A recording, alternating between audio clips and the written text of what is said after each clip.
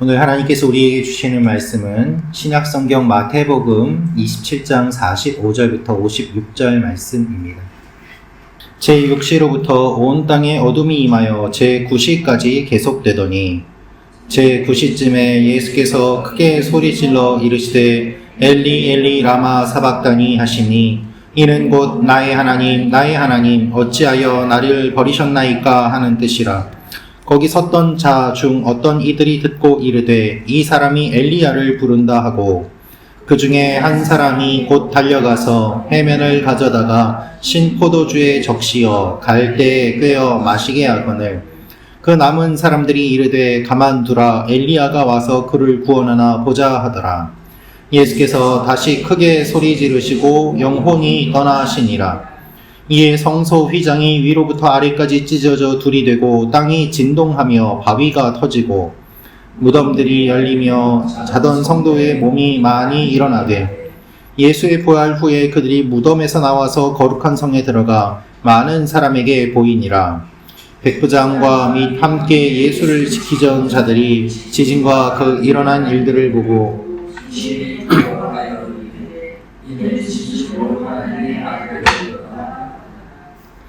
예수를 섬기며 갈릴리에서부터 따라온 많은 여자가 거기 있어 멀리서 바라보고 있으니 그 중에는 막달라 마리아와 또 야고보와 요셉의 어머니 마리아와 또 세베대의 아들들의 어머니도 있더라. 아멘. 오늘 말씀은 예수님께서 돌아가시는 장면입니다. 예수님께서 돌아가시는 이 말씀들을 통하여서 우리가 알 수 있는 몇 가지가 있습니다. 첫째, 땅에 어둠이 임하였습니다. 땅에 어둠이 임하였습니다. 45절, 46절 말씀을 같이 읽도록 하겠습니다. 시작. 제6시로부터 온 땅에 어둠이 임하여 제9시까지 계속되더니 제9시쯤에 예수께서 크게 소리질러 이르시되 엘리 엘리 라마 사박다니 하시니 이는 곧 나의 하나님 어찌하여 나를 버리셨나이까 하는 뜻이라. 아멘. 예수님께서 십자가에 달리셨습니다. 그리고 제6시로부터 온 땅에 어둠이 임하고 9시까지 계속되었습니다. 정오부터 오후 3시까지 온 땅이 어둠으로 덮였다라고 기록되어 있습니다. 오늘 말씀을 보면 온 땅에 어둠이 임하여 제9시까지 계속되더니 라고 되어 있는데 땅이라고 번역된 겐이라는 말은 지구를 뜻하기도 합니다. 그런데 오늘 표현을 보면 하늘이 어두워졌다라고 기록되어 있지 않습니다. 온 땅에 어둠이 임하였다라고 되어 있습니다. 원어를 보면 땅이 빛을 잃었다는 뜻입니다. 여러분, 하늘의 빛은 그대로 있습니다. 땅이 빛을 잃은 것입니다. 빛 대신 주님이 돌아가셨기 때문에 이 땅에 빛으로 오신 주님이 돌아가셨기 때문에 이 땅이 빛을 잃고 어둠 속에 들어갔음을 이야기하고 있는 것입니다. 이렇게 어두워졌을 때 사람들은 놀라지 않았을까요? 왜 어두워졌을 때 사람들은 회개하지 않았을까요? 저는 어릴 때, 젊을 때 이 말씀을 읽으면서 항상 이 질문이 있었습니다. 잠깐의 계기 일식과 같은 어두움이 금방 임했다가 사라지는 것도 아니고 긴 시간 동안 어둠이 임한 상태였을 텐데 사람들은 무엇인가 이상하다고 느끼지 않았을까라고 말이죠. 단순히 일식이라면 어두웠다가 빛이 비칠 터인데 3시간이나 어둠 속에 있습니다. 그럼에도 이들은 회개하지 않습니다. 무언가 잘못되었다고 생각하지 않습니다. 이미 이들의 마음속에 어둠이 찾아왔기 때문입니다. 빛 대신 주님을 보지 못하는 이들은 예수님이 십자가에 매달리신 그 상태에서 주님을 모욕하고 조롱합니다. 예수님의 기적을 보고도 믿지 않았던 사람들은 땅에 어둠이 임해도 깨닫지 못합니다. 땅도 마음도 어두워졌던 것입니다. 온 땅이 어두워짐은 문자 그대로 땅이 어두워짐을 뜻합니다. 동시에 사람들의 마음이 어두워져 있음도 뜻합니다. 무고한 한 사람을 누명을 씌워 죽이면서도 사람들은 자신들이 무엇을 하고 있는지 알지 못합니다. 그들은 하나님의 아들을 죽이면서도 자신들이 무엇을 하고 있는지 알지 못합니다. 여러분, 우리 마음속에 어둠이 임하지 않도록 우리는 날마다 깨어서 기도해야 합니다. 우리 가운데 빛 대신 주님이 오셔서 날마다 우리의 빛을 주님 앞에 비치도록, 그리고 주님의 빛이 우리 가운데 거하도록, 그래서 날마다 살아가는 우리의 삶이 어렵고 힘들지만 우리의 앞길을 비춰주시는 주님을 기대하며 나아가도록 우리가 기도해야 하는 것입니다. 두 번째로 알 수 있는 것은 성소의 휘장이 위에서 아래로 찢어집니다. 성소의 휘장이 위에서 아래로 찢어집니다. 50절, 51절 말씀 같이 읽겠습니다. 시작. 예수께서 다시 크게 소리 지르시고 영원히 떠나시니라. 이에 성소 휘장이 위로부터 아래까지 찢어져 둘이 되고 땅이 진동하며 바위가 터지고. 예수님께서 돌아가십니다. 예수의 영혼이 떠났다는 뜻입니다. 원어를 보면 포기한다는 뜻이에요. 예수님께서 큰 소리를 지르시고 이 영을 포기하십니다. 돌아가셨다는 뜻의 관용적인 표현이기도 합니다만은 마태가 이 표현을 사용함으로 인하여서 예수님이 이제는 그 목숨을 내던지신다라는 어감을 설명하고 있는 것입니다. 예수님께서는 다른 죄수들처럼 기력이 다해서 돌아가신 것이 아닙니다. 예수님께서는 그 목숨을 우리를 위해 던져주셨습니다. 많은 사람의 대속을 위해 스스로 생명을 버리셨다는 것입니다. 예수님이 돌아가시자 성소의 휘장이 아래에서부터 위가 아니라 위에서부터 아래로 찢어집니다. 이것은 하나님 편에서 그 휘장을 찢으셨다라는 의미입니다. 사람이 아래에서 붙잡고 찢은 것이 아닙니다. 하나님 편에서 위에서부터 찢어주셨습니다. 그래서 이 휘장이 찢어짐으로 말미암아 누구나 성소 안에 들어갈 수 있는 자격을 얻게 되었습니다. 휘장은 대제사장이 대속죄일에 지성소에 들어가기 위해 1년에 한 번만 열리는 곳이었습니다. 그런데 이것이 찢어짐으로 말미암아 모든 사람이 그 안에 들어갈 수 있음을 하나님께서 공표해 주십니다. 그래서 우리가 예수 그리스도의 보혈로 담대함을 입어 지성소에 들어갈 수 있게 되는 것입니다. 예수님이 돌아가시자 휘장이 찢어집니다. 이것을 통해서 예수님의 죽음과 휘장의 찢어짐이 연관성이 있음을 보여주고 있습니다. 우연히 찢어진 것이 아니라는 말입니다. 예수님께서 돌아가신 그 일이 일어남으로 말미암아 이제는 휘장이 위에서부터 아래로 찢어지고 하나님께로 나아갈 수 있는 길이 열리게 되었습니다. 우리가 하나님께 나아갈 수 없었지만 주님이 돌아가심으로 말미암아 우리가 나아갈 수 있게 되었습니다. 그 아들 예수 그리스도의 죽음으로 죄인인 우리가 하나님께 나아갈 길이 열렸습니다. 구원의 문이 열렸음을 상징적으로 보여주는 사건이 휘장이 찢어진 사건입니다. 예수님께서는 이 일을 위해서 십자가에 지셨습니다.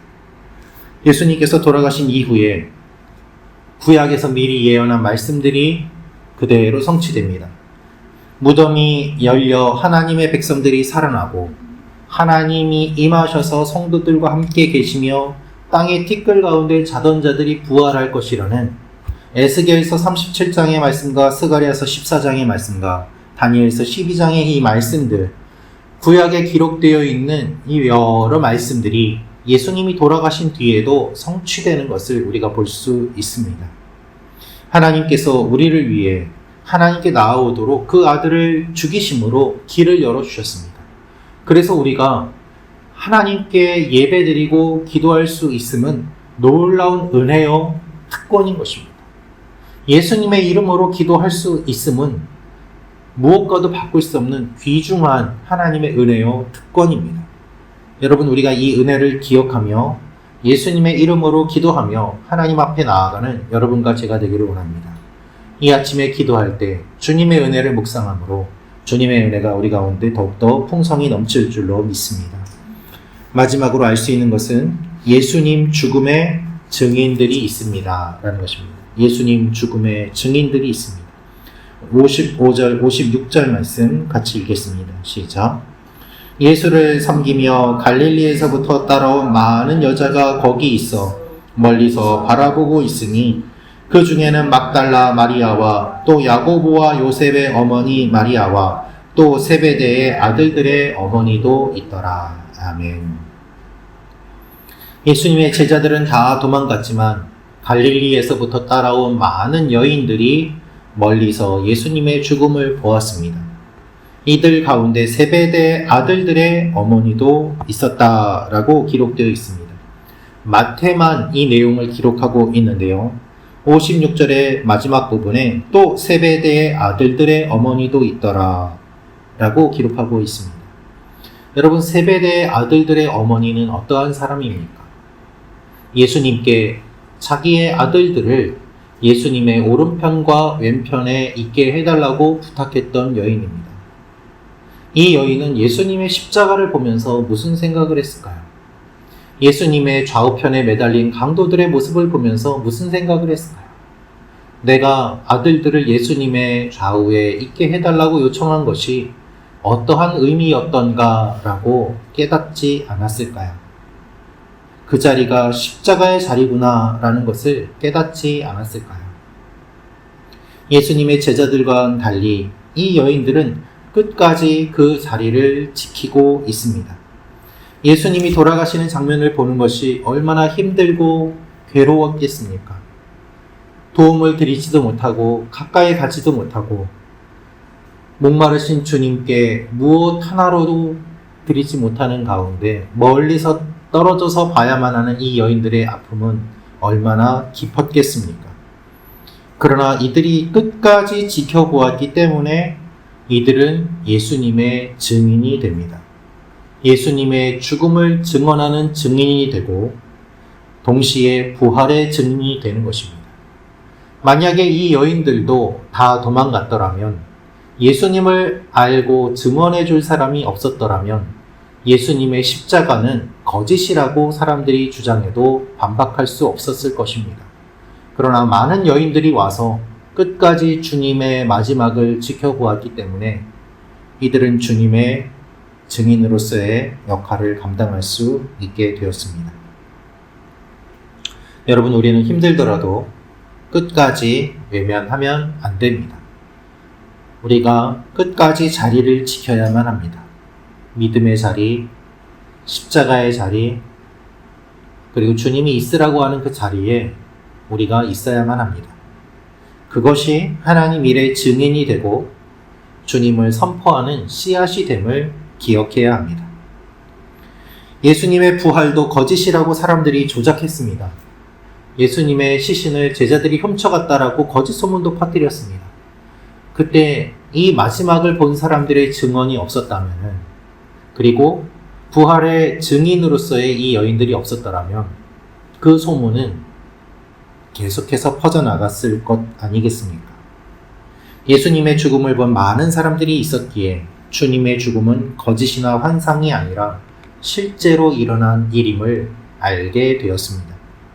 여러분, 우리의 삶에도 고통스럽고 마주보기 힘들고 싫은 일들이 많이 있습니다. 왜 나에게 이런 일이 일어나나 싶은 일도 있습니다. 그러나 여러분, 그것을 끝까지 보는 것이 사명입니다. 그리고 주님께서 우리의 삶에 어떻게 하시는지를 우리가 경험하고 선포하는 것이 주님이 우리의 인생에 맡겨주신 일들입니다. 여러분의 삶은 주님을 증언하는 증인으로서의 삶이고 여러분의 삶은 간증의 삶이 되는 것이죠. 우리는 주님의 증인입니다. 주님께서 우리 삶에 어떻게 역사하시는지 그 자리를 지키며 끝까지 바라볼 때 주님이 우리 삶에 새롭게 역사하십니다. 그것을 믿으며 나아가는 여러분과 제가 되기를 원합니다. 이 여인들은 예수님 죽음의 증인이기도 하지만 또한 부활의 증인이기도 합니다. 우리가 이 부활의 증인이 될 것을 소망하며 끝까지 오늘도 자리를 지키며 기도하며 나아가는 여러분과 제가 되기를 소망합니다. 기도하겠습니다. 참 좋으신 아버지 하나님, 주님이 십자가에 달려 돌아가실 때 이 땅에 어둠이 임하였습니다. 아직도 수많은 사람들이 빛 대신 주님을 모르고 어둠 속에서 살아가고 있습니다. 주여, 우리를 불쌍히 여겨주시고 우리가 주님의 증인으로서의 삶을 살게 하여 주옵소서. 우리 삶에 일어나는 많은 일들이 있고 눈물 흘리는 일들이 있지만 그것으로 끝이 아니라 주님께서 우리와 함께 하심을 고백하며 증언하며 나아가는 부활의 증인으로서의 삶도 있사오니 그것을 소망하며 하나님 앞에 믿음의 길을 잃지 않는 하나님의 사람들이 되게 도와 주옵소서.